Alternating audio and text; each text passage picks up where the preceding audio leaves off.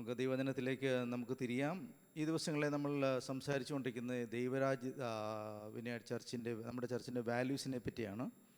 ചില മൂല്യങ്ങൾ നമ്മൾ കൂടുതൽ പ്രാധാന്യം കൊടുക്കുന്നു. അത് എല്ലാവരും കൊടുക്കുന്നില്ല എന്നർത്ഥത്തിലല്ല, പക്ഷെ നമ്മളത് കുറേ എംഫസൈസ് ചെയ്യാനായിട്ട് ശ്രമിക്കുകയാണ്. ഈ മൂല്യങ്ങൾ ഈ ഭിത്തിയിൽ എഴുതി വെച്ചിട്ടുണ്ട്, നിങ്ങൾ പലരും കണ്ടിട്ടുണ്ടാവും. അതിലേറ്റവും മുകളിലത്തെ മൂല്യത്തെ പറ്റിയാണ് ഞാനിന്ന് സംസാരിക്കാൻ പോകുന്നത്. പരിശുദ്ധാത്മാവുമായി പങ്കാളിത്തമുള്ള ഒരു ജീവിതം, ഒരു സഭ, സമൂഹമായി നമ്മൾ മാറുകയാണ്. അപ്പോൾ ഇന്ന് ഞാൻ സംസാരിക്കാനായിട്ട് ഇഷ്ടപ്പെടുന്നത്, അല്ലെങ്കിൽ ദൈവസ്ഥിതിയിൽ ആശ്രയിക്കുന്നത്, എങ്ങനെയാണ് പരിശുദ്ധാത്മാവുമായിട്ട് പങ്കാളിത്തത്തിലാവുക എന്നുള്ളതിനെ സംബന്ധിച്ച്, പരിശുദ്ധാത്മാവ് ആരുന്നതിനെ പറ്റിയുള്ളൊരു ബ്രീഫായിട്ടുള്ളൊരു അറിവ്, അതുകൊണ്ടുള്ള നമ്മുടെ ജീവിതത്തിലുണ്ടാകുന്ന പ്രയോജനങ്ങൾ എന്തെല്ലാമാണ് എന്നതിനെ പറ്റിയൊക്കെ ആയിരിക്കും ഞാൻ സംസാരിക്കാനായിട്ട് പോകുന്നത്. പങ്കാളിത്തം എന്ന വാക്ക്, പാർട്ട്ണർഷിപ്പ്, പാർട്ട്ണറിങ് എന്നൊക്കെ പറയുന്ന വാക്ക് നമുക്ക് പരിചയമുള്ളതാണ്. അത് ജോലി സംബന്ധിച്ച് ഈ പങ്കാളിത്തം എന്ന വാക്കുകൾക്ക് ഉണ്ടാകാം, അല്ലെങ്കിൽ ബിസിനസ്സായിട്ടുണ്ടാകാം. പക്ഷേ ആ വാക്ക് നമ്മൾ ഏറ്റവും കൂടുതൽ കേൾക്കുന്നത് കുടുംബവുമായി ബന്ധപ്പെട്ടിട്ടാണ്. ജീവിത പങ്കാളി എന്നുള്ള പദങ്ങളൊക്കെ നമ്മൾ കേട്ടിട്ടുണ്ടാവും. ജീവിത പങ്കാളി അങ്ങനെയൊക്കെ നമ്മൾ പറയാം മലയാളത്തിൽ. അപ്പോൾ പങ്കാളിത്തം ഏറ്റവും കൂടുതൽ നടക്കുന്ന ഒരു ഏരിയയാണ് കുടുംബജീവിതം എന്ന് പറയുന്നത്. എല്ലാ മേഖലകളിലും പുരുഷനും സ്ത്രീയും സഹകരിച്ചുകൊണ്ട്, ആത്മീയ, ഭൗതിക, സാമ്പത്തിക എല്ലാ മേഖലകളിലും സഹകരിച്ചുകൊണ്ട് മുന്നോട്ട് പോകുന്ന ഒരു പ്രക്രിയയാണ് കുടുംബം എന്ന സംവിധാനത്തിനകത്ത് സംഭവിക്കുന്നത്. പങ്കാളിത്തം എന്ന വാക്ക് ഏറ്റവും നല്ലതായിട്ട് വിശദീകരിക്കാൻ കഴിയുന്ന ഒരു അന്തരീക്ഷം കുടുംബം എന്ന് പറയുന്ന ആ സംവിധാനത്തിനകത്തുണ്ട്. അതുകൊണ്ട് തന്നെ അതൊരു വലിയ പ്രധാനപ്പെട്ട ഒരു കാര്യവുമാണ്. ഇനി ആത്മാവുമായിട്ട് പങ്കാളിത്തമാവുക എന്ന് പറഞ്ഞാൽ എങ്ങനെയാണ്? മനുഷ്യനുമായിട്ട് പങ്കാളിത്തത്തിലാകുക എന്നുള്ളത് നമുക്ക് വളരെ എളുപ്പത്തിൽ മനസ്സിലാകും. ആത്മാവുമായിട്ട്, അല്ലെങ്കിൽ നമുക്ക് കാണാൻ കഴിയാത്ത, തൊടാൻ കഴിയാത്ത ഒരാളുമായിട്ട് പങ്കാളിത്തത്തിലാവുന്നത് എങ്ങനെയാണ്? അതത്ര എളുപ്പത്തിൽ മനസ്സിലാവുന്നൊരു കാര്യമല്ല. പക്ഷേ ഇതിനെപ്പറ്റി നമുക്ക് പലർക്കും അറിയില്ലെങ്കിലും ഇത് നന്നായിട്ട് അറിയാവുന്ന ആരാണ്? ഭാരതീയർ, ഇന്ത്യക്കാർ. ഇന്ത്യയുടെ ഗ്രാമങ്ങളിൽ, ഈ സിറ്റിയിലും കുറേ വിദ്യാഭ്യാസമുള്ള ആളുകൾക്ക് അതിനെപ്പറ്റി വലിയ ഗ്രാഹ്യമില്ലാത്തതുള്ളൂ. പക്ഷേ ഇന്ത്യയുടെ ഗ്രാമങ്ങളിലും മറ്റ് വിശ്വാസങ്ങളിലൊക്കെ ഇതിന് ഒത്തിരി പ്രാധാന്യമുണ്ട്. നിങ്ങൾ കേട്ടിട്ടുണ്ടാവും ഈ സേവ, സാത്താൻ സേവ എന്നൊക്കെ പറഞ്ഞ് കേട്ടിട്ടുണ്ടാവും ഒത്തിരി കാര്യങ്ങൾ. ഇത്തരം കാര്യങ്ങൾക്കകത്തൊക്കെ നടക്കുന്നത് എന്താണെന്നറിയാമോ? ഈ ഒരു പങ്കാളിത്ത പ്രക്രിയയാണ്, സ്പിരിറ്റുമായിട്ടുള്ള പങ്കാളിത്ത പ്രക്രിയയാണ്. അത്തരം കാര്യങ്ങൾ ഇവിടുത്തെ പാരമ്പര്യ ആരാധനാ രൂപങ്ങളിലൊക്കെ ഉണ്ട്, അല്ലെങ്കിൽ അത്തരം വിശ്വാസങ്ങളിലൊക്കെ ഉണ്ട്. അതിപ്പം ഏത് മതത്തിൽപ്പെട്ടവരാണെങ്കിലും അത്തരം ബന്ധങ്ങൾ, സ്പിരിറ്റുമായിട്ട് ബന്ധപ്പെടുന്ന, വ്യക്തികളുമായിട്ടല്ല, സ്പിരിറ്റുമായിട്ടുള്ള ബന്ധങ്ങൾ രൂപപ്പെടുത്തുന്ന കാര്യങ്ങൾ ഇവിടെയുള്ള ഭാരതീയരായ അല്ലെങ്കിൽ ഏഷ്യൻ ആത്മീയതയ്ക്കകത്തുള്ളൊരു യാഥാർത്ഥ്യമാണ്. അത് കുടുംബങ്ങളായിട്ടുള്ള ആളുകളുണ്ട്. അതിനകത്തെല്ലാം പ്രധാനമായിട്ട് സംഭവിക്കുന്നത് ഒരു വ്യക്തിയും ഒരു ആത്മാവുമായി, ഒരു സ്പിരിറ്റുമായുള്ള വ്യക്തിപരമായ ബന്ധമുണ്ടാകുകയും ഈ ആത്മാവിന് ഈ ശരീരത്തിൽ, ഈ വ്യക്തിയിൽ വസിക്കാനുള്ള അവസരം കൊടുക്കുകയോ അല്ലെങ്കിൽ ആ വ്യക്തിയെ നിയന്ത്രിക്കാനുള്ള സ്വാതന്ത്ര്യം കൊടുക്കുകയോ ചെയ്യുന്ന പ്രക്രിയ. അതുകൊണ്ടാണ് പലപ്പോഴും പ്രാർത്ഥിക്കുമ്പോഴൊക്കെ പലരുടെ ഭൂതങ്ങൾ വിട്ടുപോകുന്നു എന്നൊക്കെ നമ്മൾ കണ്ടിട്ടില്ലേ? അങ്ങനെയൊക്കെ പറഞ്ഞ് കേട്ടിട്ടില്ലേ? കണ്ടിട്ടില്ലെങ്കിൽ കേട്ടിട്ടുണ്ടാവും നിങ്ങൾ. അത് അങ്ങനെ ഉണ്ടാവുക. എന്താ അവിടെ സംഭവിക്കുന്നത്? എന്താണ്? ഈ ആത്മശക്തികൾ അല്ലെങ്കിൽ ഇത്തരം സ്പിരിറ്റ് വേൾഡ് അവരുടെ ശരീരവുമായി ഒരു ബന്ധത്തിൽ ഏർപ്പെടുക. അതിന് കാരണങ്ങളുണ്ടാവും. അവരുടെ തലമുറകളൊക്കെ എന്തെങ്കിലുമൊക്കെ വൗസ്, ബന്ധങ്ങൾ, അല്ലെങ്കിൽ ചില വാഗ്ദത്തങ്ങൾ, ഉടമ്പടികളൊക്കെ ഇടപെട്ടിട്ടൊക്കെയാണ് ഇങ്ങനെയുള്ള കാര്യങ്ങളൊക്കെ ഉണ്ടാകുന്നത്. ഇതൊരു പുതിയ കാര്യമല്ല. നമ്മൾ ഇങ്ങനെ സാധാരണമായി ഇപ്പോൾ നമ്മൾക്ക് ഈ സോഷ്യൽ മീഡിയ ഒക്കെ ഉള്ളതുകൊണ്ട് നമുക്ക് ധാരാളമായിട്ട് കാണാൻ പറ്റും ഇങ്ങനെയുള്ള കാര്യങ്ങളൊക്കെ നടക്കുന്നത്. ഇതൊരു പുതുമയുള്ള കാര്യമല്ല, ഇതൊരു എന്താ പറയുന്നത്, അപരിചിതത്വമുള്ള കാര്യമൊന്നുമല്ല. വളരെ വ്യക്തമാണ് നമുക്ക് ഇങ്ങനെയുള്ള കാര്യങ്ങൾ നടക്കുന്നത്. അപ്പോൾ ഒരു ആത്മാവ് ഒരു വ്യക്തിയിൽ വസിക്കുന്നതിനെ പറ്റിയുള്ള അറിവ്, അങ്ങനെ ആ ആത്മാവ് വ്യക്തിയെ നിയന്ത്രിക്കുന്നതിനെ പറ്റിയുള്ള അറിവ്, ഇതെല്ലാം നമ്മുടെ സംസ്കാരത്തിനകത്തൊക്കെ ഇടകലർന്ന് കിടക്കുന്ന ചില യാഥാർത്ഥ്യങ്ങളാണ്. നമ്മൾ അംഗീകരിച്ചാലും ഇല്ലെങ്കിലും ഇതിനെപ്പറ്റി കുറച്ച് വിദ്യാഭ്യാസമോ ഈ വെസ്റ്റേൺ പോസിറ്റിവിസ്റ്റ് തിങ്കിങ് ഒക്കെ കയറി കഴിയുമ്പോൾ കുറച്ച് നമ്മൾ ഇതൊന്നും ഇല്ല എന്നൊക്കെ പറയുന്ന ആളുകളും ഇല്ലെന്നില്ല, അതൊക്കെ ഉണ്ട്, അങ്ങനെയുണ്ട്. പക്ഷേ ഇങ്ങനെ ആത്മാവുമായിട്ടുള്ള സഹവസിക്കൽ, അല്ലെങ്കിൽ അതുമായിട്ടുള്ള പങ്കാളിത്തപ്പെടൽ നമുക്ക് പരിചയമുണ്ട്. യേശു കർത്താവിൻ്റെ ശുശ്രൂഷയിൽ നമ്മൾ ഇത്തരം കാര്യങ്ങൾ കാണുന്നുണ്ട്, അല്ലേ? അത്തരം ദുരാത്മാവ് പുറപ്പെട്ടു പോകുന്നു. ദുരാത്മാക്കളെ പുറത്താക്കുന്നു. ഇങ്ങനെയുള്ള പ്രക്രിയയൊക്കെ നമ്മൾ കാണുന്നുണ്ട്. എവിടെ എന്താണ് സംഭവിച്ചിട്ടുണ്ടാകുക? ഈ വ്യക്തിയുമായിട്ട് അല്ലെ വ്യക്തിയുടെ ശരീരവും ജീവിതവുമായിട്ട് എവിടെയൊക്കെയോ ദുരാത്മാക്കൾ അവരുടെ ബന്ധങ്ങൾ ഉറപ്പിച്ചിട്ടുണ്ട്, അവർക്ക് ചില സ്വാധീനങ്ങൾ ഉറപ്പിച്ചിട്ടുണ്ട്. അങ്ങനെയൊക്കെയാണ് ഈ പറഞ്ഞ ഈ പങ്കാളിത്തത്തിൻ്റെ നെഗറ്റീവായിട്ടുള്ള ചില കാര്യങ്ങൾ നമ്മൾ കാണുകയും മനസ്സിലാക്കും. അപ്പോൾ നമുക്കൊരു കാര്യം മനസ്സിലാക്കാം, മനുഷ്യരോട് മാത്രമല്ല മനുഷ്യർ ബന്ധങ്ങൾ വയ്ക്കുന്നത്, പങ്കാളിത്തം ഉണ്ടാക്കുന്നത്. ചില സമയങ്ങളിൽ ചില സാഹചര്യങ്ങളിൽ ഇത്തരം ആത്മലോകവുമായിട്ടുള്ള പങ്കാളിത്തങ്ങൾ മനുഷ്യർ ഉണ്ടാക്കാറുണ്ട്. അങ്ങനെയുള്ള സാഹചര്യങ്ങളിലൂടെയാണ്, അതെങ്ങനെ ഉണ്ടാകുന്നു ഞാൻ ആഴത്തിൽ പോകുന്നില്ല, അങ്ങനെ ഉണ്ടാകുമ്പോഴാണ് ഇത്തരം ആത്മാക്കൾ മനുഷ്യൻ്റെ ജീവിതത്തെയും കുടുംബത്തെയും സാഹചര്യങ്ങളെല്ലാം അപകടത്തിലാക്കുന്നത്. അങ്ങനെ വരുമ്പോഴാണ് മനുഷ്യർ പലപ്പോഴും ഒരു സഹായത്തിന് വേണ്ടി ആഗ്രഹിക്കുന്നത്. നോക്കുക, എന്തിനായിരിക്കും മനുഷ്യർ ഇത്തരം ചിന്തകളിലേക്കൊക്കെ പോകുന്നത്? ഇത്തരം സ്പിരിറ്റ് ആയിട്ടും അല്ലെങ്കിൽ ആത്മാവുമായിട്ടൊക്കെയുള്ള ഇടപെടലുകളിലേക്ക് പോകുന്നത് എന്തിനായിരിക്കാം? അങ്ങനെ വേണ്ടി വരുന്നത് അവനാൽ കഴിയാത്ത ഒരു കാര്യം ചെയ്യാൻ വേണ്ടിയിട്ടാണ്. അവൻ്റെ ബുദ്ധി കൊണ്ടും ജ്ഞാനം കൊണ്ടും കഴിവ് കൊണ്ടും ഒരു കാര്യം നേടിയെടുക്കാൻ കഴിയില്ല. അങ്ങനെ ഒരു സാഹചര്യത്തിൽ അവനെന്താഗ്രഹിക്കുന്നു? അവനേക്കാളും കഴിവുള്ള പ്രാപ്തമായ ഒന്നിൻ്റെ സഹായത്തെ അവൻ തേടുന്നു. അതുമായിട്ടൊരു എഗ്രിമെൻ്റ് ഉണ്ടാക്കുന്നു. ആ എഗ്രിമെൻ്റ് അവൻ്റെ ജീവിതത്തെയൊക്കെ പിന്നീട് നശിപ്പിക്കുമെന്ന് പിന്നീട് അറിയത്തുള്ളൂ. താൽക്കാലികമായ ലാഭങ്ങൾക്ക് വേണ്ടിയാണ് മനുഷ്യൻ ഇത്തരം കാര്യങ്ങളിലേക്കൊക്കെ ഇടപെടുന്നത്. ഈ പറഞ്ഞ കാര്യങ്ങൾ നിങ്ങൾ പലർക്കും അറിവുള്ളതാണ്. എന്നാലും കർത്താവിൻ്റെ സന്നിധിയിൽ വരുമ്പോൾ ഇതെങ്ങനെയായിരുന്നറിയാമോ? ഒരു ദുരാത്മാവാണ്. കർത്താവ് അതിനെ അനുവദിച്ചിരുന്നില്ല എന്ന് നമ്മൾ മനസ്സിലാക്കണം. ഹല്ലേലൂയ. അത്തരം ആത്മാക്കളെയും അതുമായുള്ള ബന്ധുക്കളെയൊക്കെ നിങ്ങൾക്കറിയാം. ലഗ്യോൻ ബാധിച്ച ഒരു മനുഷ്യൻ്റെ അവസ്ഥ അറിയാം. ലഗ്യോൻ എന്ന് പറഞ്ഞാൽ ആയിരക്കണക്കിന് ഭൂതശക്തികളുള്ളതാണ്, അതിൻ്റെ ആ എണ്ണമാണ് ലഗ്യോൻ എന്ന് പറയുന്നത്. അത്രയും ഒരു മനുഷ്യനിൽ വസിക്കുകയും അവയെല്ലാം മറ്റ് ജീവികളിലേക്ക്, ഒരു പന്നിക്കൂട്ടത്തിലേക്ക് പോയി അവയെല്ലാം കടുന്തൂക്കായി വീണ് ചാവുകയൊക്കെ ചെയ്യുന്ന ചരിത്രം നിങ്ങൾ വായിച്ചിട്ടുണ്ട്. അപ്പോൾ നാം മനസ്സിലാക്കുന്നത് എങ്ങനെയാണ്? മനുഷ്യൻ്റെ ജീവിതവുമായി ബന്ധപ്പെട്ട് ഇത്തരം പങ്കാളിത്തങ്ങൾ, ഇടപാടുകളൊക്കെ നടത്താനായിട്ട് പലപ്പോഴും മനുഷ്യർ പിശാചിനെ അനുവദിക്കാറുണ്ട്. ദൈവം നോക്കുമ്പോൾ കർത്താവിൻ്റെ കാഴ്ചപ്പാടിൽ അത് തെറ്റായ പരിപാടിയാണ്. നോക്കുക, ഇവിടെ നമ്മൾ പറയുന്നത് എന്തിനെ പറ്റിയെന്നറിയോ? ഇതിനെ നേരെ വിപരീതമായി ദൈവത്തിൻ്റെ ആത്മാവുമായി ഒരു പങ്കാളിത്തത്തെ പറ്റി നമ്മൾ പറയുന്നത്. ഹല്ലേലൂയ. ദൈവാത്മാവുമായിട്ട് നമുക്ക് എങ്ങനെ പങ്കാളിത്തത്തിൽ ഏർപ്പെടാം? ഇവിടെ ഈ പങ്കാളിത്തത്തിൻ്റെ ലക്ഷ്യമെന്ന് പറയുന്നത് നമ്മുടെ ഒരു കാര്യം നേടിയെടുക്കാനല്ല, ഒരു സ്വാർത്ഥ ലാഭത്തിന് വേണ്ടിയല്ല, സാമ്പത്തിക നേട്ടങ്ങൾക്ക് വേണ്ടി, ഉയർച്ചയ്ക്ക് വേണ്ടിയല്ല, അത്തരം കാര്യങ്ങൾക്കൊന്നും വേണ്ടിയിട്ടല്ല. ഇത് നമ്മുടെ ജീവിതത്തിനകത്ത് ദൈവമായുള്ള ബന്ധത്തിൻ്റെ ഏറ്റവും ആഴമേറിയ ഒരു അനുഭവമായിട്ടാണ് ഈ പങ്കാളിത്തത്തെ നമ്മൾ കാണുന്നത്. പരിശുദ്ധാത്മാവുമായിട്ടുള്ള ആഴമേറിയ ബന്ധം ഉണ്ടാക്കുന്നത് ദൈവം ആഗ്രഹിക്കുന്ന ഏറ്റവും നല്ല ബന്ധത്തെയാണത് ഉണ്ടാക്കുന്നത്.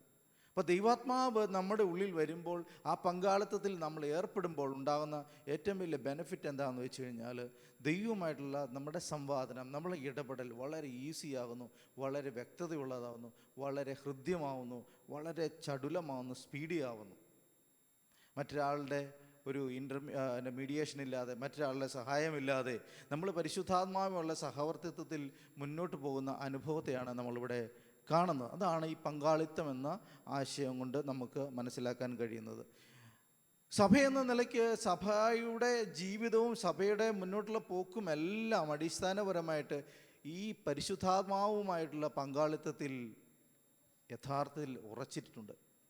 സഭ, വ്യക്തി, കുടുംബം എല്ലാം മുന്നോട്ട് പോകുന്നതിൻ്റെ അടിസ്ഥാന തലം ഈ ഒരു പരിശുദ്ധാത്മാവുള്ള വ്യക്തിബന്ധത്തിലാണ്. കാരണം കർത്താവ് പറയുന്നത്, നിങ്ങൾക്ക് മറ്റൊരു കാര്യസ്ഥനെ അയച്ചു തരും, അവൻ നിങ്ങളെ സത്യത്തിൽ വഴി നടത്തും. അപ്പം നമ്മൾക്ക് സഭ എന്ന നിലയ്ക്കും ദൈവജന നിലയ്ക്കും നമ്മുടെ സത്യത്തിലുള്ള നടപ്പിനെ നിയന്ത്രിക്കുവാൻ സഹായിക്കുവാൻ കഴിയുന്ന ആത്മസാന്നിധ്യമാണ് പരിശുദ്ധാത്മാവ്. ഹല്ലേലൂയ. അങ്ങനെ നമ്മൾ പരിശുദ്ധാത്മാവിനെ മനസ്സിലാക്കുന്നത്.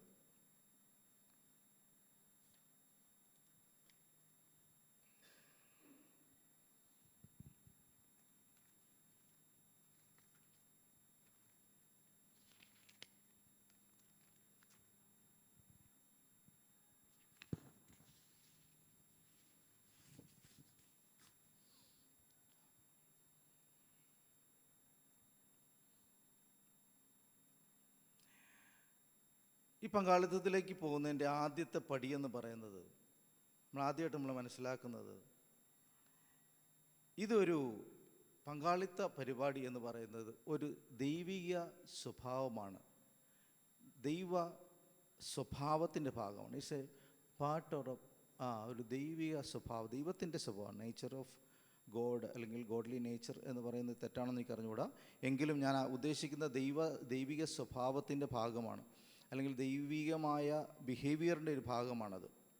അത് രണ്ട് കാര്യങ്ങൾ നമുക്ക് വായിച്ച് നമുക്കത് മനസ്സിലാക്കാം.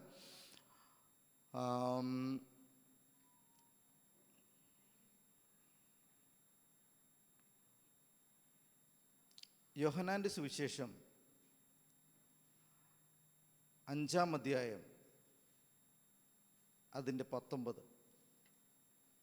യോഹന്നാൻ്റെ സുവിശേഷം 5-ാം അധ്യായം അതിൻ്റെ 19-ാമത്തെ വാക്യം.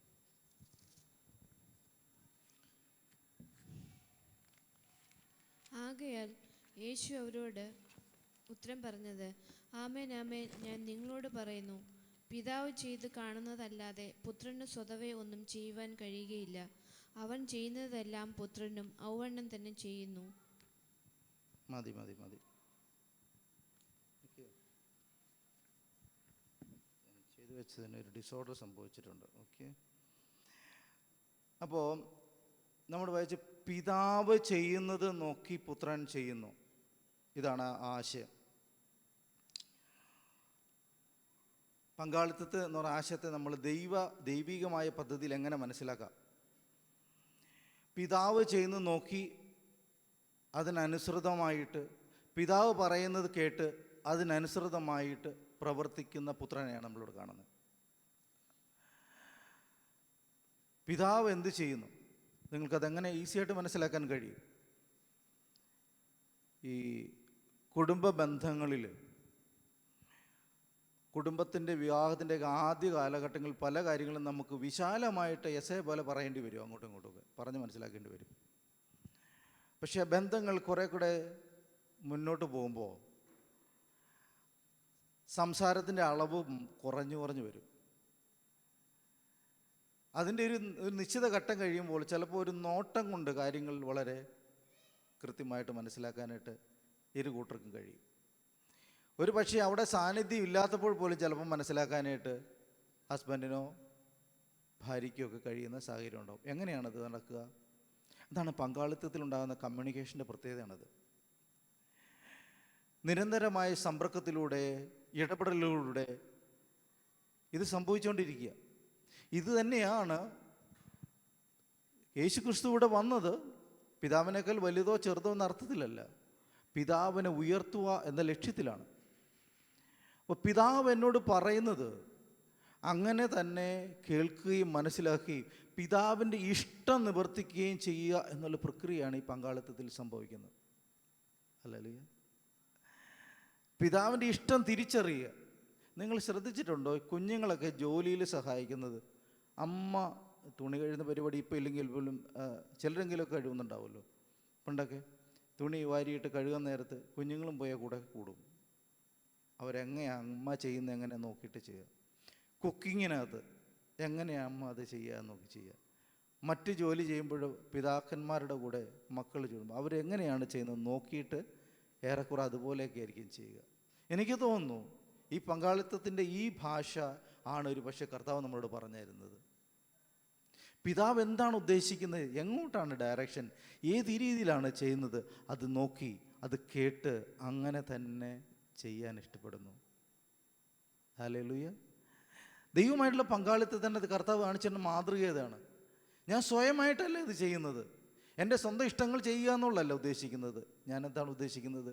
എൻ്റെ പിതാവ് എന്ത് ഇഷ്ടപ്പെടുന്നു എന്നുള്ളത് നോക്കി, പിതാവിൻ്റെ ഇഷ്ടം മനസ്സിലാക്കി ആ ശബ്ദം കേട്ട് അത് ചെയ്ത് തീർക്കുക എന്നുള്ളത്. അതുകൊണ്ടാണ് കർത്താവിന് അവസാനം പറയാൻ കഴിയുന്നത് സകലതും ഇറ്റ് ഈസ് ഫിനിഷ്ഡ് എന്ന് പറയാൻ കഴിയുന്നത്. നമുക്ക് നോക്കാം പരിശുദ്ധാത്മാവ് എങ്ങനെയാണ് ഈ കാര്യത്തെ കാണുന്നത് എന്ന് നമുക്ക് നോക്കാം. യോഹന്നാൻ്റെ സുവിശേഷം 16:14 എന്ന് വായിച്ച്.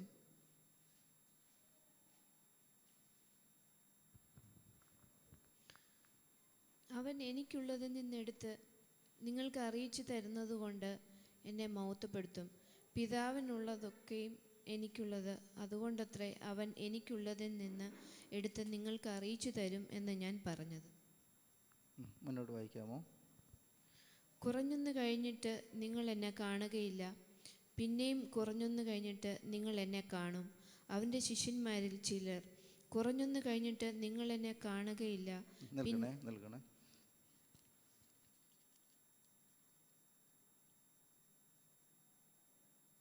13 വായിക്കണമേ.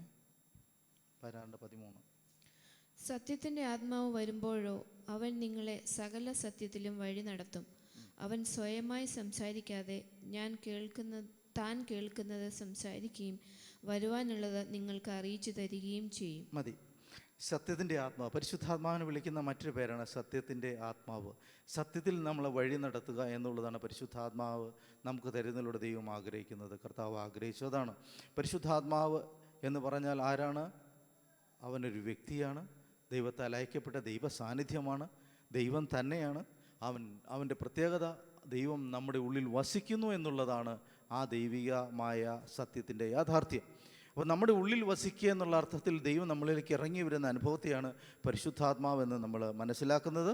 ഇവിടെ പരിശുദ്ധാത്മാവ് വരുമ്പോൾ അവിടെയും നമ്മൾ പറഞ്ഞ യേശുവിൻ്റെ അനുഭവം പോലെ തന്നെ നമ്മൾ മനസ്സിലാക്കുന്നു.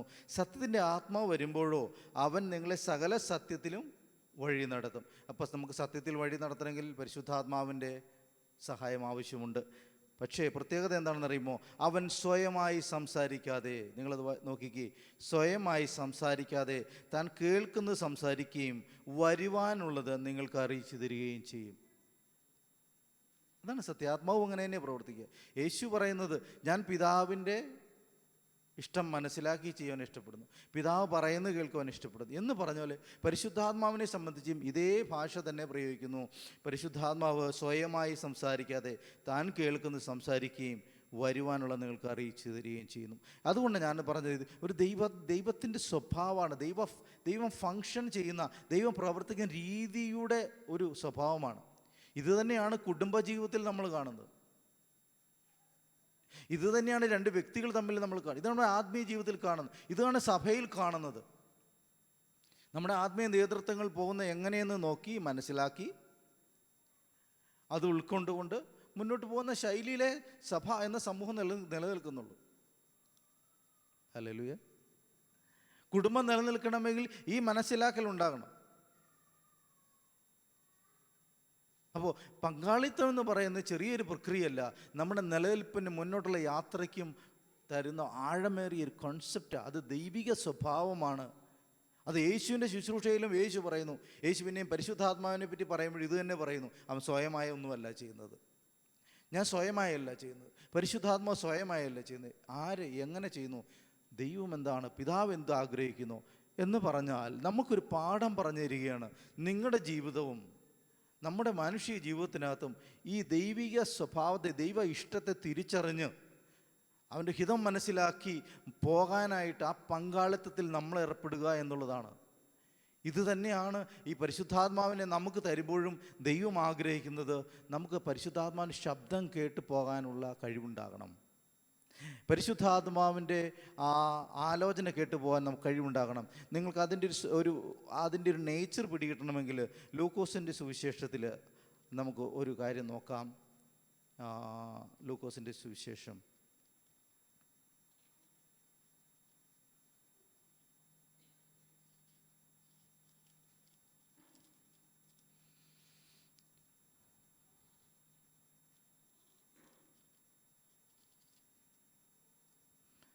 ലൂക്കോസിൻ്റെ സുവിശേഷത്തിൽ ഒരു മനുഷ്യനെ പറ്റി പറയുന്നുണ്ട്. 2-ാം അധ്യായത്തിൽ 2-ാം അധ്യായത്തിൻ്റെ 25-26 വാക്യങ്ങളൊന്ന് വായിക്കാമോ? 25, 26, 27 വാക്യങ്ങൾ വായിച്ചോ. ലൂക്കോസിൻ്റെ സുവിശേഷം 2-ാം അധ്യായം 25, 26, 27 വാക്യങ്ങൾ. യെരൂശലേമിൽ ശിമ്യോൻ എന്ന പേരുള്ളൊരു മനുഷ്യനുണ്ടായിരുന്നു. ഈ മനുഷ്യൻ നീതിമാനും ഇസ്രായേലിൻ്റെ ആശ്വാസത്തിനായി കാത്തിരിക്കുന്നവനുമായിരുന്നു. പരിശുദ്ധാത്മാവും അവൻ്റെ മേലുണ്ടായിരുന്നു. കർത്താവിൻ്റെ ക്രിസ്തുവിനെ കാണും മുമ്പേ മരണം കാണുകയില്ല എന്ന പരിശുദ്ധാത്മാവിനാൽ അവന് അരുളപ്പാട് ഉണ്ടായിരുന്നു. അവൻ ആത്മനിയോഗത്താൽ ദേവാലയത്തിൽ ചെന്നു. യേശു എന്ന പൈതലിനു വേണ്ടി ന്യായപ്രമാണത്തിൻ്റെ ചട്ടപ്രകാരം ചെയ്യുവാൻ അമ്മയപ്പന്മാർ അവനെ അകത്ത് കൊണ്ടുചെന്നപ്പോൾ അവൻ അവനെ കയ്യിൽ ഏന്തി ദൈവത്തെ പുകഴ്ത്തി. മതി മതി മതി, താങ്ക് യു. നോക്കിക്കേ, ഒരു ശിമയോൻ എന്ന മനുഷ്യനെ പറ്റി പറയുന്ന ഭാഗമാണിത്. നിങ്ങൾക്ക് ലോജിക്കലി നിങ്ങൾ ചോദിക്കാനുണ്ട് അവിടെ പരിശുദ്ധാത്മാവ് ഉണ്ടോ എന്ന് ചോദിക്കാൻ പറ്റും. പക്ഷേ പരിശുദ്ധാത്മാവിൻ്റെ പ്രവൃത്തി പല തലങ്ങളിൽ പല രൂപങ്ങളിലാണ്. അത് നമുക്ക് ആഴമായൊരു പഠനമാണ്. അത് പിന്നീട് പഠിക്കാനായിട്ട് നമുക്ക് കഴിയും. നോക്കുക, ഈ മനുഷ്യൻ്റെ പ്രത്യേകത എന്ന് പറയാം, അവൻ പരിശുദ്ധാത്മാവിൻ്റെ മേലുണ്ടായിരുന്നു. ഇനി കർത്താവിൻ്റെ ക്രിസ്തുവിനെ കാണുമ്പോൾ മരണം കാണുകയിൽ അവന് പരിശുദ്ധാത്മാവിനാൽ അവന് വെളിപ്പാടുണ്ടായിരുന്നു, അരുളപ്പാടുണ്ടായിരുന്നു. അവൻ ആത്മനിയോഗത്തെ ദേവാലയത്തിലേക്ക് ചെന്നു. നോക്കിക്കേ, ആ മനുഷ്യൻ്റെ ജീവിതത്തെ മുഴുവൻ എങ്ങനെയാണ് ആത്മാവിൻ്റെ സാന്നിധ്യം നിയന്ത്രിക്കുന്നു. നോക്കി, ആലയത്തിലേക്ക് പോകുന്നത് വരെ ആത്മനിയോഗത്താലാണ്. നമ്മളെന്ത് നിയോഗത്തിലാണ് ആലയത്തിൽ പോകുന്നത്? ഞായറാഴ്ചയായി എന്നുള്ള ബോധ്യത്തിലാണ് പോകുന്നത്, അല്ലേ? അങ്ങനെയൊക്കെ അല്ലെങ്കിൽ ആരാധനയുണ്ട്, പ്രാർത്ഥനയുണ്ടെന്നുള്ള ബോധത്തിലാണ് നമ്മൾ. ആത്മനിയോഗത്താലാണ് ഈ മനുഷ്യരൊക്കെ സഞ്ചരിക്കുന്നത്. ഇത് തന്നെയല്ല അപ്പോസ്തലന്മാരുടെ ജീവിതത്തിൽ നടക്കുന്നത്. ഞാൻ കഴിഞ്ഞ ദിവസങ്ങളിൽ പ്രസംഗിച്ചപ്പോൾ ഞാൻ പറഞ്ഞില്ലേ ഫിലിപ്പോസിൻ്റെ കാര്യം. ആത്മാവ് അവനെ കൊണ്ടുപോകുന്നു. ദൈവത്തിൻ്റെ ആത്മാവ് സംസാരിക്കുമ്പോൾ അവൻ നിർജ്ജനമായ സ്ഥലത്തേക്ക് പോയി നിൽക്കുവാൻ തയ്യാറാകുന്നു. ഇത്തരം ലോജിക്കില്ലാത്ത കാര്യങ്ങൾ, ബുദ്ധിയിൽ നിരക്കാത്ത പല കാര്യങ്ങൾ ചെയ്യുവാനായിട്ട് നമുക്ക് കഴിയുന്നതും അതിനകത്തൊരു ദൈവപ്രവൃത്തി കാണാനൊക്കെ ഇടയാകുന്നതും ഒക്കെ ഈ ആത്മാവിൻ്റെ സ്വരം കേൾക്കുന്നവരിലൂടെ മാത്രമേ കഴിയത്തുള്ളൂ. ആത്മാവുമായി ഒരു പങ്കാളിത്തം ഉറപ്പിക്കുന്നവരിൽ മാത്രമേ സാധിക്കത്തുള്ളൂ. ഫിലിപ്പോസിനോട് പറയാം നിർജ്ജന ദേശത്തേക്ക് പോകാൻ, പ്രദേശത്തേക്ക്.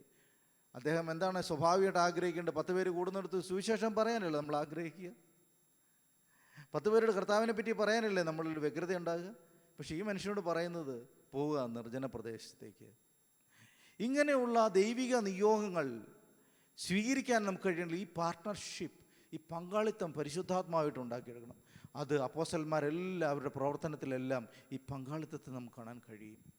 ദൈവത്തിൻ്റെ ആത്മാവിനോടൊപ്പം ചേർന്ന് ദൈവാത്മാവ് എന്ത് പറയുന്നു, എന്ത് പ്രവർത്തിക്കുന്നു എന്ന് ഞാൻ പറഞ്ഞു, ഒരു കൊച്ചുകുട്ടിയെപ്പോലെ പിതാവ് എന്ത് ചെയ്യുന്നു, മാതാവ് എന്ത് ചെയ്യുന്നു എന്ന് നോക്കി ആ പ്രവൃത്തിയുടെ ഭാഗമായി പോകുന്ന ഒരു മനോഭാവം നമുക്കുണ്ടെങ്കിൽ ദൈവത്തിന് നമ്മളെ ദൈവിക പദ്ധതിയിൽ ഉപയോഗിക്കുവാനായിട്ട് ശരിയായിട്ട് സാധിക്കും.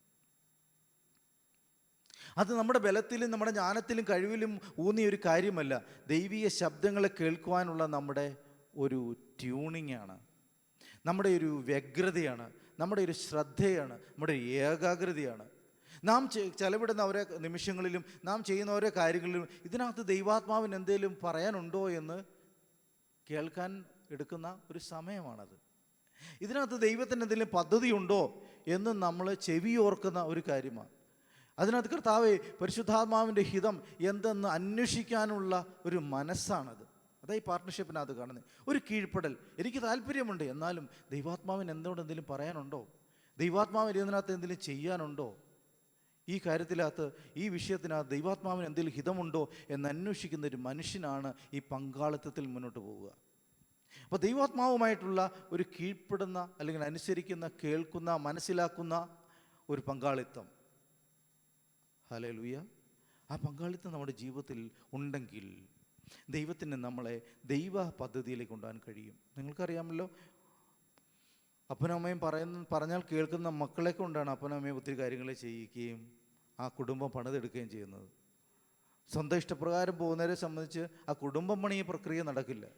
പക്ഷേ പിതാവിൻ്റെയും മാതാവിൻ്റെ ഇഷ്ടം മനസ്സിലാക്കി അത് ബിൽഡ് ചെയ്ത് വരുന്നവരും അവരിൽ ആ മക്കളിലൂടെയാണ് കുടുംബം മുന്നോട്ട് പോവുക. അങ്ങനെയാണ് സമൂഹം മുന്നോട്ട് പോവുക. അപ്പോൾ പരിശുദ്ധാത്മാവിൻ്റെ ഹിതത്തെ തിരിച്ചറിയാനുള്ള നമ്മുടെ ഒരു ശ്രമത്തെ പറ്റിയാണ് ഞാനിപ്പോൾ പറഞ്ഞുകൊണ്ടിരിക്കുന്നത്. നോക്കുക, നമുക്കതിന് കഴിയുന്നുണ്ടോ, ദൈവാത്മാവിനോട് സംസാരിക്കുന്നുണ്ടോ എന്നൊക്കെ നമുക്ക് ചിന്തിക്കാനും മനസ്സിലാക്കാൻ കഴിയണം.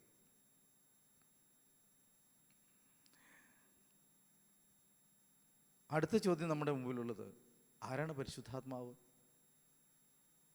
ആരാണ് പരിശുദ്ധാത്മാവ്?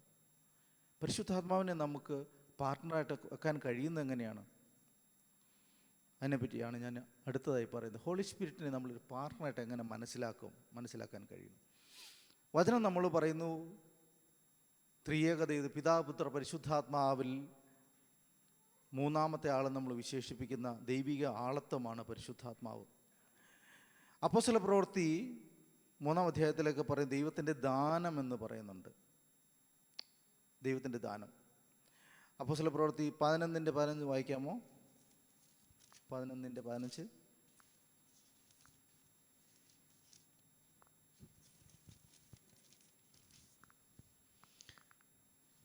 ഞാൻ സംസാരിച്ചു തുടങ്ങിയപ്പോഴേക്കും പരിശുദ്ധാത്മ ആദിയിൽ നമ്മുടെ മേൽ എന്ന പോലെ അവരുടെ മേലും വന്നു. ഇത് ഞാൻ പറയാൻ ആഗ്രഹിക്കുന്നത് എന്താണെന്ന് അറിയാമോ?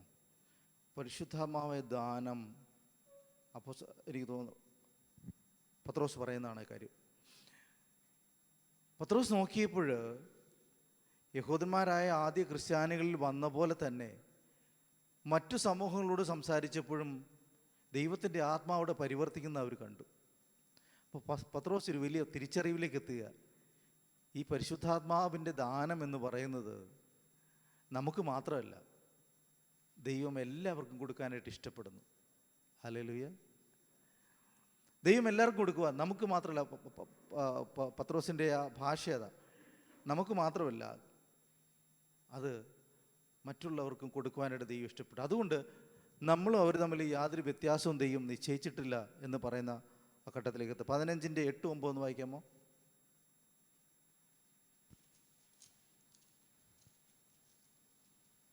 ഹൃദയങ്ങളെ അറിയുന്ന ദൈവം നമുക്ക് തന്നതുപോലെ അവർക്കും പരിശുദ്ധാത്മാവിനെ കൊടുത്തുകൊണ്ട് സാക്ഷി നിന്നു. വിശ്വാസത്താൽ അവരുടെ ഹൃദയങ്ങളെ ശുദ്ധീകരിച്ചതിനാൽ നമുക്കും അവർക്കും തമ്മിൽ ഒരു വ്യത്യാസവും വെച്ചിട്ടില്ല. കണ്ടോ? ഈ വ്യത്യാസങ്ങളെ മറികടക്കാൻ കഴിയുന്ന സാന്നിധ്യമാണ് പരിശുദ്ധാത്മാവ്.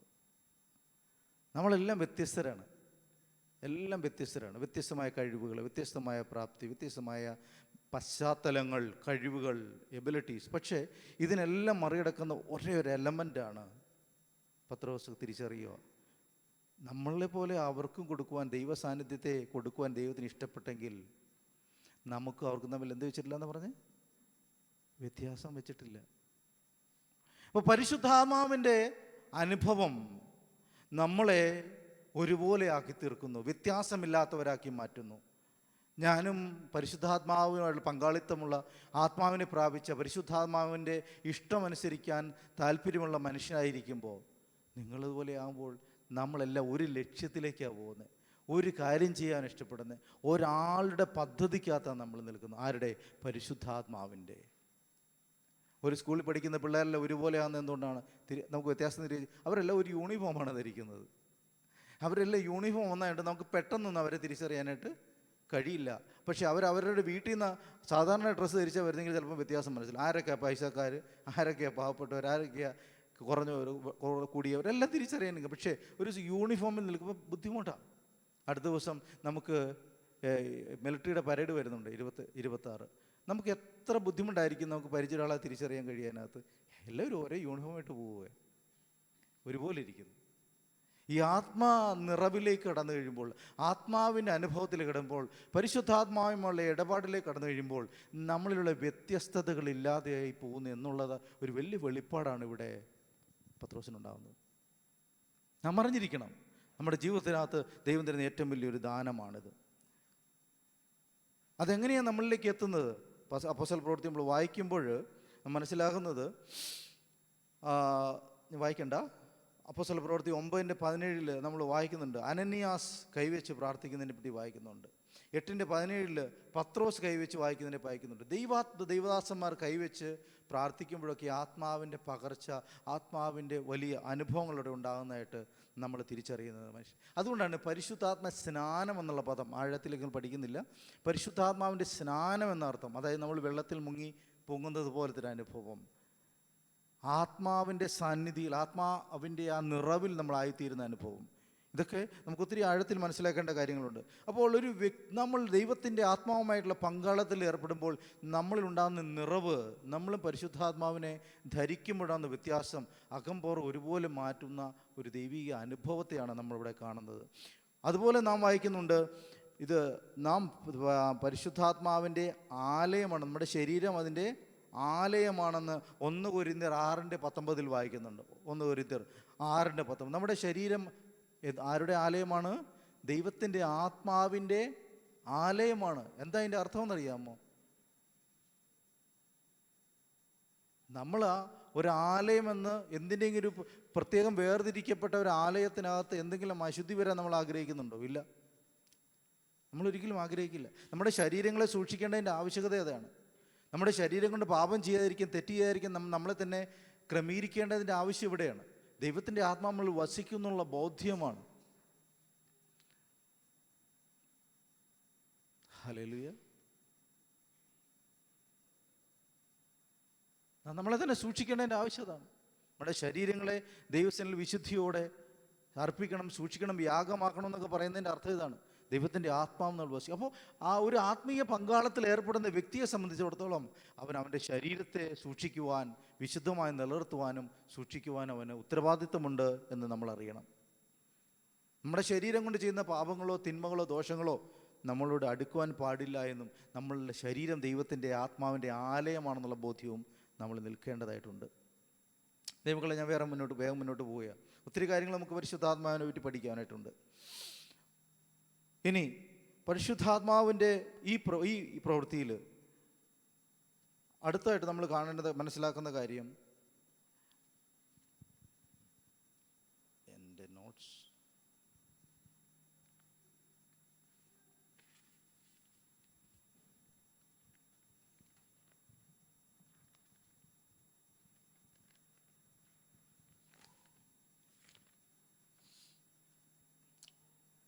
ഈ പങ്കാളിത്തത്തെ ഉലയ്ക്കുന്ന ചില കാര്യങ്ങളുണ്ട്. ബ്രീച്ച് ചെയ്യുന്ന, പൊട്ടിച്ചു കളയുന്ന ചില കാര്യങ്ങളുണ്ട്.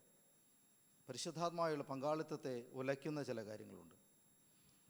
അതിൽ നമ്മൾ പ്രധാനമായിട്ട് മനസ്സിലാക്കുന്ന അപ്പോസ്തല പ്രവൃത്തി 5-ാം അധ്യായത്തിൽ 3-9 വാക്യങ്ങളിൽ അനന്യാസിൻ്റെയും സഫീറയുടെയും ഉദാഹരണത്തിൽ നമ്മൾ വായിക്കുന്നു. നിങ്ങൾക്ക് അറിയാവുന്ന കാര്യങ്ങളാണ്, വായിക്കേണ്ട.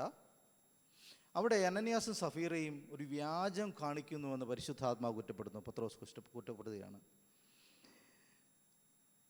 വ്യാജം ചെയ്യുന്നു, പരിശുദ്ധാത്മാവിനോട് നുണ പറയുന്നു. നമ്മുടെ ബന്ധങ്ങളെ പൊളിച്ചു കളയും. പരിശുദ്ധാത്മാവിനോട് നമ്മൾ കള്ളത്തരം കാണിക്കാൻ പാടില്ല, നുണ പറയാൻ പാടില്ല. അവിടെ എന്താ അവർ സംഭവിച്ചെന്നറിയാം? അവർ ചെയ്ത പ്രവൃത്തി എന്താണ്? ദൈവാത്മാവിനോട് അവർ വ്യാജം കാണിച്ചു. അവരുള്ളിൽ ഒരു കാര്യം മറച്ചു വെച്ചിട്ട് ദൈവാത്മാ സാന്നിധ്യത്തിൽ ചെന്ന് വ്യത്യസ്തമായൊരു കാര്യം അവർ അഭിനയിച്ച് കാണിച്ചു. എന്താ ഉണ്ടായെന്ന് നമുക്കറിയാം. പരിശുദ്ധാത്മാവ് സത്യത്തിൻ്റെ ആത്മാവായതുകൊണ്ട് ദൈവാത്മാവുമായി ഇടപെടൽ പങ്കാളിത്തത്തിനകത്ത് നമുക്ക് സത്യബോധമുണ്ടായിരിക്കണം. നമുക്ക് ഇടപെടുന്ന ആരോടെന്നുള്ള ബോധ്യമുണ്ടായിരിക്കണം. സത്യമല്ലാത്തതൊന്നും പരിശുദ്ധാത്മാവ് ഇഷ്ടപ്പെടുന്നില്ല എന്നുള്ളതും നമ്മൾ അറിയണം. അതിൻ്റെ അപകടം വളരെ വലുതായിരുന്നു. നമുക്ക് മനുഷ്യരുടെ മുമ്പിൽ നാടകങ്ങൾ കളിക്കാം, മനുഷ്യരുടെ മുമ്പിൽ നമുക്ക് അഭിനയിക്കാം, മനുഷ്യരുടെ മുമ്പിൽ നമുക്ക് സൂത്രപ്പണികൾ ഒപ്പിക്കാം. പക്ഷേ പരിശുദ്ധാത്മാവുമായുള്ള ഇടപെടലിനകത്ത് ഇത് അപകടമാണ്. ഉദാഹരണം നമുക്ക് കാണാൻ കഴിയും. ശിമയോൻ എന്നൊരു മനുഷ്യനെ പറ്റി അപ്പോസ്തല പ്രവൃത്തിയിൽ പറയുന്നുണ്ട്. അദ്ദേഹത്തിനെ പറ്റി അബദ്ധമാണെന്ന് അറിയാമോ? ശിമയോൻ നോക്കിയപ്പോൾ അപ്പോസ്തലന്മാർ കൈവെക്കുമ്പോൾ, പത്രോസൊക്കെ കൈവെക്കുമ്പോൾ ആളുകൾക്ക് അഭിഷേകം, പരിശുദ്ധാത്മാവിൻ്റെ അഭിഷേകം ഉണ്ടാകുന്നു. ശിമയോന് കാര്യം മനസ്സിലായി, ഇതൊരു നല്ല പരിപാടിയാണ്. അദ്ദേഹം കുറേ പൈസയൊക്കെ ആയിട്ട് ചെന്നിട്ട് പറഞ്ഞു, ഈ കഴിവും ഈ പരിപാടി എനിക്ക് കുറച്ച് തരണം, പൈസ എത്രയെന്ന് വെച്ചാൽ തരാം. അങ്ങനെയാണ് പുള്ളിയുടെ ഒരു ലൈൻ. പത്രോസ് തിരിഞ്ഞു എന്ന് പറയുന്ന ഭാഷ വളരെ കഠിനമാണ്. നിൻ്റെ ഹൃദയം കയ്പ് നിറഞ്ഞതാണ്, പെട്ടെന്ന് മാനസാന്തരപ്പെട്ടു. ദൈവാത്മാവിൻ്റെ അടുത്ത് നമുക്കൊരു സത്യമായ ബോധ്യം ഉണ്ടാകും, ശരിയായ മനസ്സുണ്ടായിരിക്കണം, നേരായ ഇടപെടലുണ്ടാകണം. ദൈവാത്മാവിനോട് നമ്മൾ ഇടപെടലുകൾക്കകത്ത് ഒരു നീതി ഉണ്ടാകണം, ശരിയുണ്ടാകണം, സത്യമുണ്ടാകണം. നമ്മൾ എന്തെന്ന് അങ്ങനെ തന്നെ അറിയുവാൻ കഴിവുള്ള ദൈവത്തിൻ്റെ മുമ്പിൽ നമുക്ക് നാട്യങ്ങൾ പാടില്ല, സൂത്രപ്പണികൾ പാടില്ല. നാം എന്താണോ അങ്ങനെ തന്നെ ചെല്ലാനായിട്ട് കഴിയണം. എൻ്റെയൊക്കെ ചെറുപ്പത്തിൽ പ്രവാചകന്മാർ വരുമ്പോൾ ഞങ്ങൾക്ക് ഭയങ്കര ഭയമാണ്. ഉള്ളിരിക്കുന്ന കാര്യങ്ങളൊക്കെ അതേപടി വിളിച്ചു പറയുന്നുള്ള പേടിയാണ്. പലർക്കും അത് ഉണ്ടായിട്ടുമുണ്ട്. അതതിൻ്റെ കാരണം. ഒളിച്ചു ചെയ്യുന്ന പാപങ്ങളെയൊക്കെ വിളിച്ചു പറഞ്ഞ് മുഖത്ത് നോക്കി തിരുത്തിക്കോളാൻ പറഞ്ഞ് ഞങ്ങൾ ഓർമ്മയുണ്ട്. തെറ്റുകളെ തിരുത്തിക്കോളാൻ, ഇപ്പോൾ പോകുന്ന വഴി നിർത്തിക്കോളാൻ വ്യക്തമായി പറയുന്ന കാലങ്ങൾ ഞങ്ങൾ ഓർക്കുന്നുണ്ട്. ഇപ്പം അങ്ങനെ കേൾക്കാറില്ല. അപ്പോൾ ദൈവാത്മാവുമായുള്ള ഇടപെടലിനകത്ത് നമ്മൾ ഏറ്റവും സൂക്ഷിക്കേണ്ട കാര്യം, നമ്മൾ ആ പങ്കാളിത്തം മുറിയാതിരിക്കണമെങ്കിൽ നമ്മൾ സത്യത്തോടും ശരിയോടും അടുക്കണം. എഫേസ്യ ലേഖനം 4:30 ഒന്ന് വായിക്കാമോ? അടുത്ത ഒരു കാര്യം നമുക്ക് മനസ്സിലാക്കാൻ കഴിയും. ഞാൻ വളരെ വേഗം അവസാനിപ്പിക്കാം, അല്പസമയം മുന്നോട്ട് പോകുന്നത്. ദൈവത്തിന്റെ പരിശുദ്ധാത്മാവിനെ ദുഃഖിപ്പിക്കരുത്, അവനാലല്ലോ നിങ്ങൾക്ക് വീണ്ടെടുപ്പ് നാളിനായി മുദ്രയിട്ടിരിക്കുന്നത്. വീണ്ടെടുപ്പിനായിട്ട് നമ്മൾ മുദ്രയിടിക്കുന്ന പരിശുദ്ധാത്മാവിനെ നിങ്ങൾ ദുഃഖിപ്പിക്കരുത്. ഒരു വ്യക്തിയുടെ ഒരു പ്രസൻസ് നമുക്ക് കാണാൻ കഴിയുന്നുണ്ടോ? ഒരു വ്യക്തിയെ നമ്മൾ ദുഃഖിപ്പിക്കുക. അപ്പോൾ പരിശുദ്ധാത്മാവുള്ള പങ്കാളിത്തത്തിൽ നമ്മൾ എപ്പോഴും സൂക്ഷിക്കേണ്ട കാര്യം, നമ്മുടെ പ്രവൃത്തികളും വാക്കുകളും ചിന്തകളും പരിശുദ്ധാത്മാവിനെ ദുഃഖിപ്പിക്കാൻ പാടില്ല. ആത്മാവിനെ ദുഃഖിപ്പിക്കുന്ന പ്രവൃത്തികൾ ഉണ്ടാകാൻ പാടില്ല. പിന്നെയും കർത്താവ് പറയുന്നുണ്ട്, മത്തായി സുവിശേഷത്തിൽ പറയുന്നുണ്ട്, 12-ാം അധ്യായത്തിൽ പറയുന്നുണ്ട്, പിതാവിനോട് പുത്രനോട് നിങ്ങൾ കാണിച്ചാലും നിങ്ങൾ ക്ഷമിക്കും, പക്ഷേ പരിശുദ്ധാത്മാവിനോട് തെറ്റ് കാണിച്ചാൽ ക്ഷമിക്കപ്പെടുകയില്ല എന്ന്. അപ്പോൾ അത്രമേറെ സൂക്ഷ്മത ഏറിയ ഒരു ബന്ധം പരിശുദ്ധാത്മാവുമായിട്ട് ഉണ്ടാകേണ്ടതായിട്ടുണ്ട്. അപ്പോൾ ആത്മാവുമായുള്ള പങ്കാളിത്തത്തിൻ്റെ പ്രത്യേകത നേരുള്ള, സത്യമുള്ള, പരിശുദ്ധാത്മാവിനെ ബഹുമാനിക്കുന്ന, ദുഃഖിപ്പിക്കാത്ത ഒരു ജെന്യൂൻ റിലേഷൻഷിപ്പ് ഉണ്ടായിരിക്കണം. ഇല്ലെങ്കിൽ ആ ബന്ധത്തിന് വിള്ളൽ വരുത്താൻ കഴിയും. ഇന്ന് പൽക്കാലം ചിന്തിച്ച് നോക്കുക, നാം അനുഭവിച്ച ദൈവാത്മാവുള്ള ബന്ധത്തിനകത്ത് എവിടെയെങ്കിലും വിള്ളൽ നമ്മുടെ പ്രവൃത്തികൾ ഉണ്ടായിട്ടുണ്ടോ? നമ്മുടെ ഏതെങ്കിലും വാക്കുകളോ പ്രവൃത്തികളോ ദൈവാത്മാവിനെ ദുഃഖിപ്പിക്കുന്നതായിട്ടുണ്ട് നമുക്ക് തോന്നിയിട്ടുണ്ടോ? നമ്മുടെ ഏതെങ്കിലും ഇടപെടലും സ്വഭാവ രീതികളും നമ്മൾ ദൈവത്തിൻ്റെ സന്നിധിയിൽ നമ്മൾ ചെയ്യുന്ന കാലം പരിശുദ്ധാത്മാവിനെ ദുഃഖിപ്പിക്കുന്നതായിട്ട് എപ്പോഴെങ്കിലും തോന്നിയിട്ടുണ്ടോ? ദൈവത്തോട് ചോദിക്കണം, കർത്താവേ, ഞാൻ എപ്പോഴും അങ്ങേക്ക് ദുഃഖം വരുത്തിയിട്ടുണ്ടോ എന്ന് ചോദിക്കാൻ നമുക്ക് കഴിയണം. 4-ാമത്തെ കാര്യം ഞാൻ പറഞ്ഞ് അവസാനിപ്പിക്കാം. ഇതിന് ചില പ്രത്യേക ഗുണങ്ങളുണ്ട്, ചില സാധ്യതകളുണ്ട്. ഒന്ന്, പരിശുദ്ധാത്മാവുള്ള പങ്കാളിത്തത്തിൽ നമുക്ക് കിട്ടുന്നതാണ് ഉപദേശം. അത് വായിക്കണം. യോഹന്നാൻ്റെ സുവിശേഷം 14:26. യോഹന്നാൻ്റെ സുവിശേഷം 14:26. എങ്കിലും പിതാവ് എൻ്റെ നാമത്തിൽ അയക്കുവാനുള്ള പരിശുദ്ധാത്മാവ് എന്ന കാര്യസ്ഥൻ നിങ്ങൾക്ക് സകലവും ഉപദേശിച്ചു തരുന്നു. ഞാൻ നിങ്ങളോട് പറഞ്ഞതൊക്കെയും നിങ്ങളെ ഓർമ്മപ്പെടുത്തുകയും ചെയ്യും. ഓർമ്മപ്പെടുത്തുന്നു, കണ്ടോ? ഉപദേശിച്ചു തരുന്നു, ഓർമ്മപ്പെടുത്തുന്നു. എത്ര വ്യക്തമാണ് നോക്കിക്കേ. പരിശുദ്ധാത്മാവിൽ നല്ലൊരു സുഹൃത്തുണ്ടെങ്കിൽ നമുക്ക് നമ്മുടെ ഒരു ഫോൾട്ട് ഉണ്ടെങ്കിൽ പറഞ്ഞു തരത്തില്ലേ നമ്മുടെ കൂടെ നിന്ന്? ഇല്ലേ? നമ്മുടെ ഒരു പ്രശ്നത്തെ ആദ്യം പറഞ്ഞു തരുന്ന ആരായിരിക്കും? നമ്മുടെ നല്ല സുഹൃത്തായിരിക്കില്ലേ? പരിശുദ്ധാത്മാവുള്ള നല്ല പങ്കാളിത്തത്തിൻ്റെ ഗുണം എന്താണെന്നറിയാമോ? നമ്മളെ മറന്നു പോകുന്നത് ഓർമ്മിപ്പിക്കും. നമ്മുടെ ജീവിതത്തിനകത്ത് കർത്താവിൻ്റെ വഴിയിൽ നിന്ന് തെന്നി മാറുമ്പോൾ നമ്മളെ ഓർമ്മിപ്പിക്കും. നമ്മളെപ്പോഴും ശരിയാവണം നിർബന്ധമില്ല, പക്ഷേ ആത്മാവുമായി നല്ല പങ്കാളിത്തമുള്ള ഒരാളെ ദൈവാത്മാവ് ഓർമ്മിച്ചുകൊണ്ടിരിക്കും, മോനെ മകളെ പോകുന്ന വഴി ശരിയല്ല എന്ന് ഉള്ളിൽ നിന്ന് നമുക്ക് വഴി പറഞ്ഞു തരുന്ന ഒരു ആത്മസാന്നിധ്യത്തെ നമ്മൾ അറിയണം. ഉപദേശിച്ചു തരുന്ന, വഴി പറഞ്ഞു തരുന്ന, ഓർമ്മിപ്പിക്കുന്ന സാന്നിധ്യമാണ് പരിശുദ്ധാത്മാവ്. 2-ാമത്തെ കാര്യം, ആത്മാവുള്ളടുത്ത് സ്വാതന്ത്ര്യമുണ്ട്. 2 കൊരിന്ത്യർ 3:17.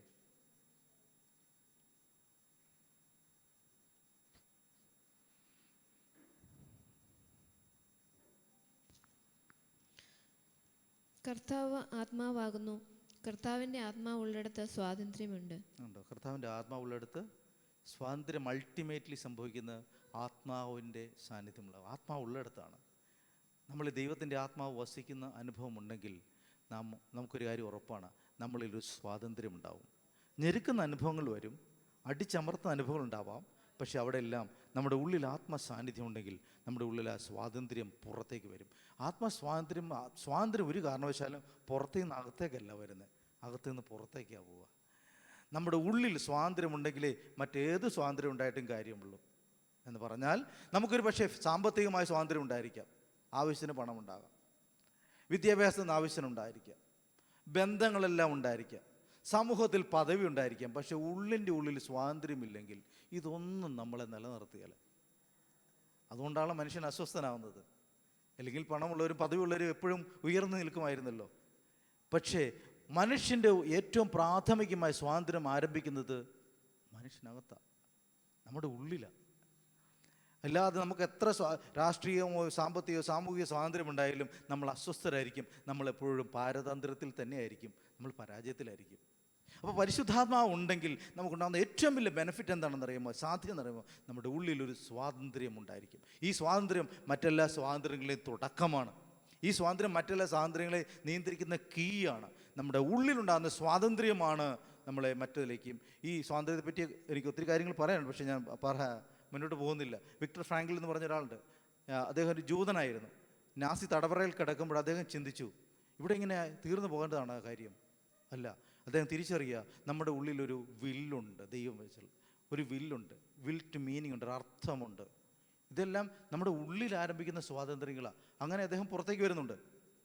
അതൊരു തിയറിയായിട്ട് ഞങ്ങൾക്ക് പഠിക്കാനുമുണ്ട്.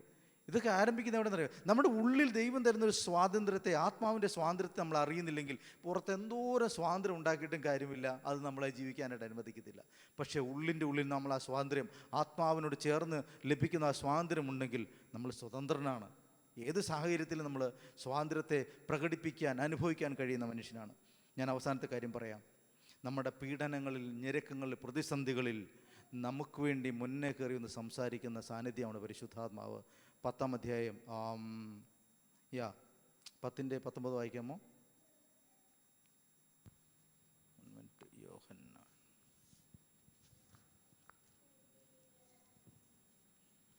യോഹന്നാൻ 10:19.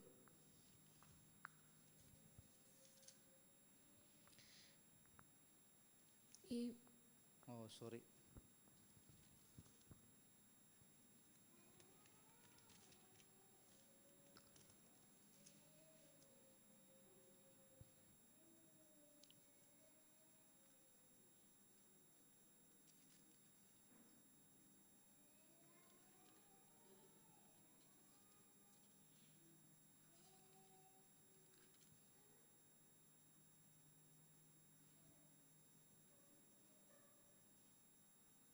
ഞാൻ ആ വാക്യം എഴുതിയിൽ തെറ്റ് വന്നിട്ടുണ്ട്.